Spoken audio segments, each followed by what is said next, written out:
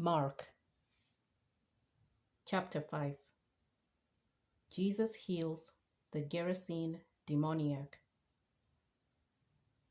They came to the other side of the sea, to the country of the Gerasenes. And when he had stepped out of the boat, immediately a man out of the tombs with an unclean spirit met him.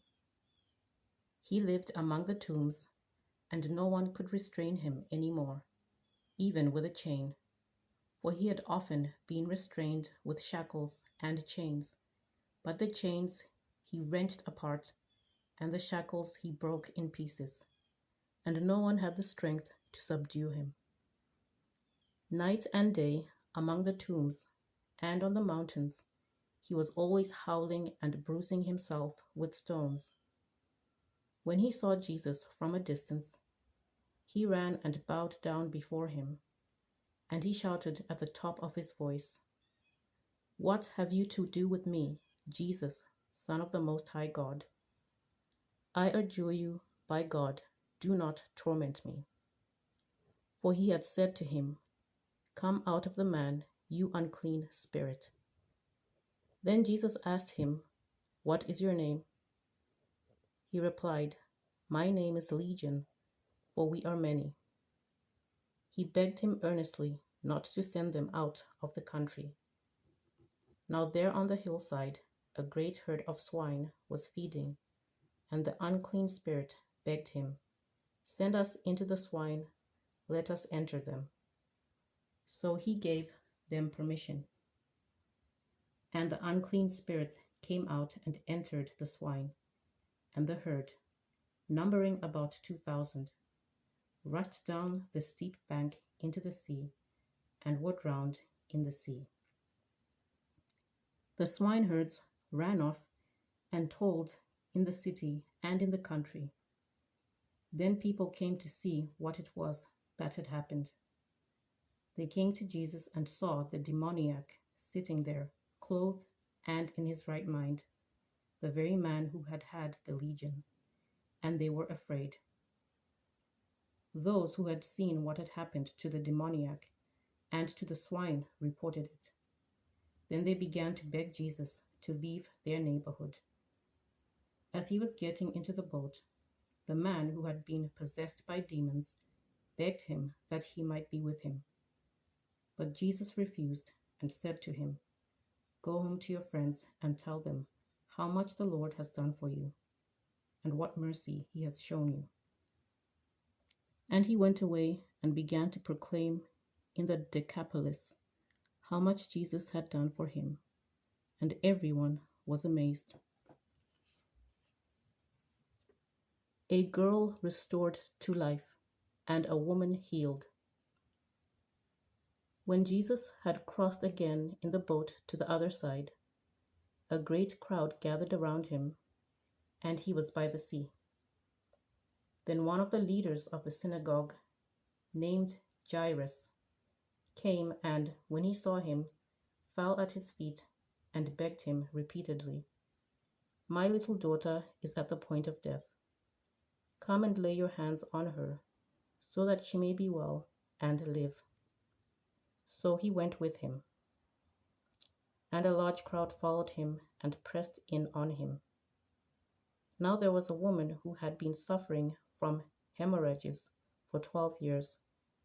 She had endured much under many physicians and had spent all that she had, and she was no better, but rather grew worse. She had heard about Jesus and came up behind him in the crowd and touched his cloak. For she said, "If I but touch his clothes, I will be made well." Immediately her hemorrhage stopped, and she felt in her body that she was healed of her disease. Immediately aware that power had gone forth from him, Jesus turned about in the crowd and said, "Who touched my clothes?" And as his disciples said to him, "You see the crowd pressing in on you. How can you say, 'Who touched me?'" He looked all around to see who had done it. But the woman, knowing what had happened to her, came in fear and trembling, fell down before him, and told him the whole truth. He said to her, "Daughter, your faith has made you well. Go in peace and be healed of your disease." While he was still speaking, some people came from the leader's house to say, "Your daughter is dead. Why trouble the teacher any further?" But overhearing what they said, Jesus said to the leader of the synagogue, "Do not fear, only believe." He allowed no one to follow him except Peter, James, and John, the brother of James. When they came to the house of the leader of the synagogue, he saw a commotion, people weeping and wailing loudly. When he had entered, he said to them, "Why do you make a commotion and weep? The child is not dead, but sleeping." And they laughed at him. Then he put them all outside and took the child's father and mother and those who were with him and went in where the child was.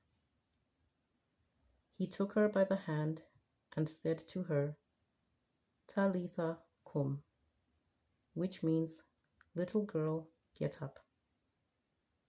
And immediately the girl got up and began to walk about. She was 12 years of age.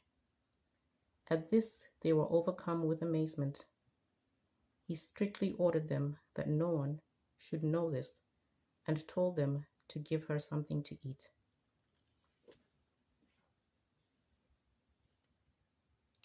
Chapter 6. The Rejection of Jesus at Nazareth. He left that place and came to his hometown, and his disciples followed him. On the Sabbath he began to teach in the synagogue, and many who heard him were astounded. They said, "Where did this man get all this?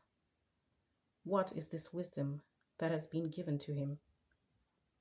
What deeds of power are being done by his hands? Is not this the carpenter, the son of Mary, and brother of James and Joseph and Judas and Simon? And are not his sisters here with us?"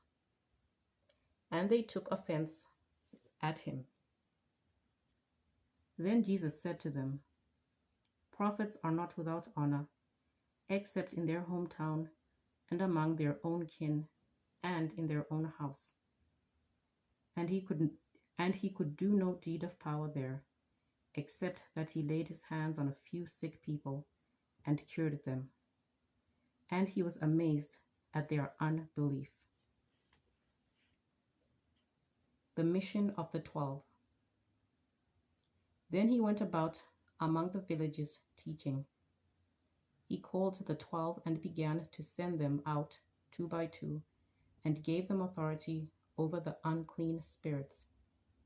He ordered them to take nothing for their journey except a staff, no bread, no bag, no money in their belts, but to wear sandals, and not to put on 2 tunics. He said to them, "Wherever you enter a house, stay there until you leave the place. If any place will not welcome you, and they refuse to hear you, as you leave, shake off the dust that is on your feet as a testimony against them." So they went out and proclaimed that all should repent. They cast out many demons and anointed with oil many who were sick and cured them.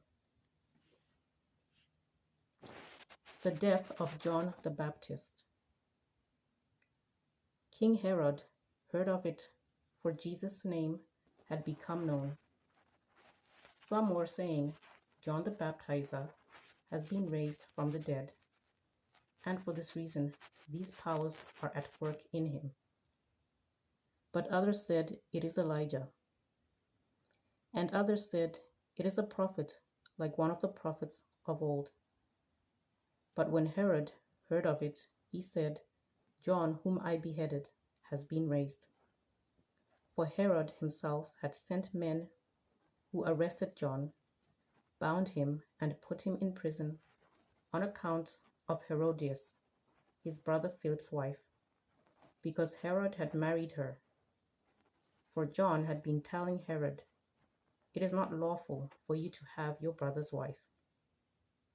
And Herodias had a grudge against him and wanted to kill him. But she could not, for Herod feared John, knowing that he was a righteous and holy man, and he protected him. When he heard him, he was greatly perplexed, and yet he liked to listen to him. But an opportunity came when Herod, on his birthday, gave a banquet for his courtiers and officers and for the leaders of Galilee. When his daughter Herodias came in and danced,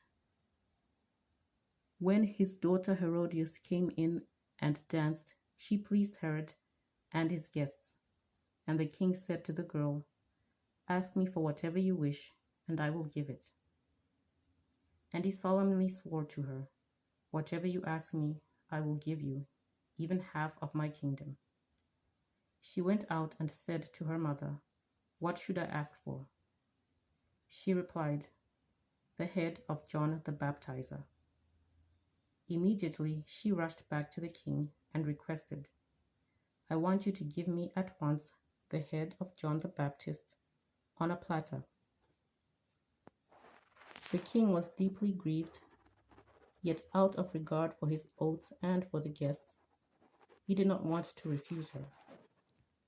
Immediately the king sent a soldier of the guard with orders to bring John's head.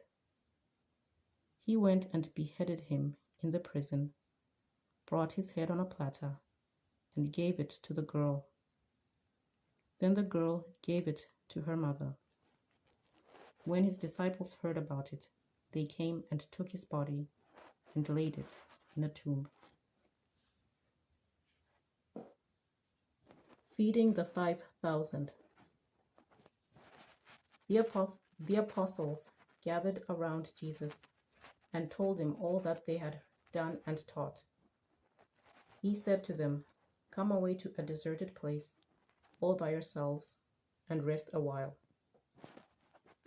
For many were coming and going, and they had no leisure even to eat. And they went away in the boat to a deserted place by themselves. Now many saw them going and recognized them, and they hurried there on foot from all the towns and arrived ahead of them. As he went ashore, he saw a great crowd, and he had compassion for them, because they were like sheep without a shepherd, and he began to teach them many things. When it grew late, his disciples came to him and said, "This is a deserted place, and the hour is now very late.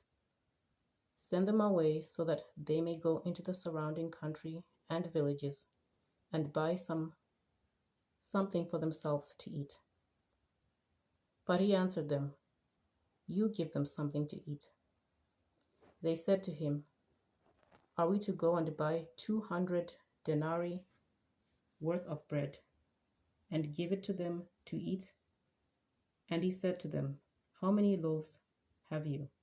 Go and see." When they had found out, they said, 5 and 2 fish. Then he ordered them to get all the people to sit down in groups on the green grass. So they sat down in groups of hundreds and of 50s.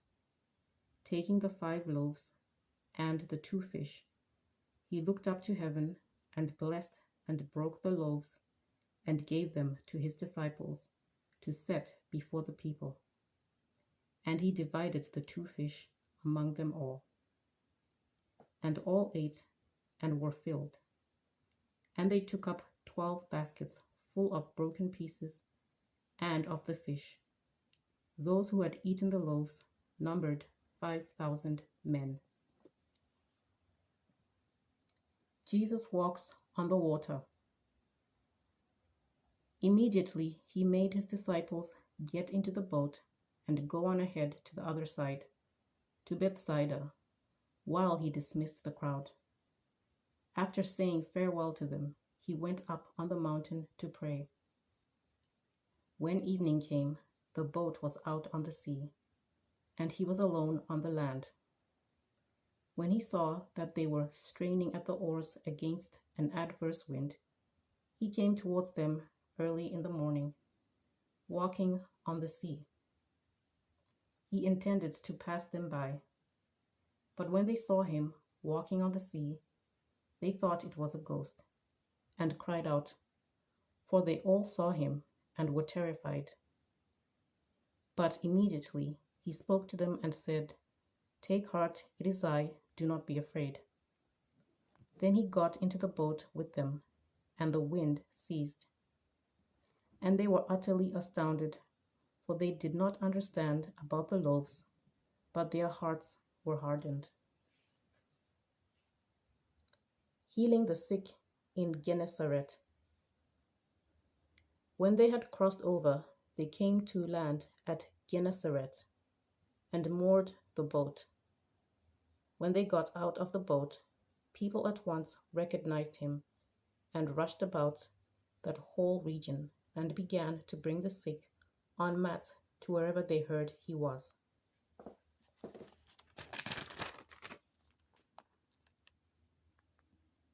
And wherever he went, into villages or cities or farms, they laid the sick in the marketplaces and begged him that they might touch even the fringe of his cloak, and all who touched it were healed.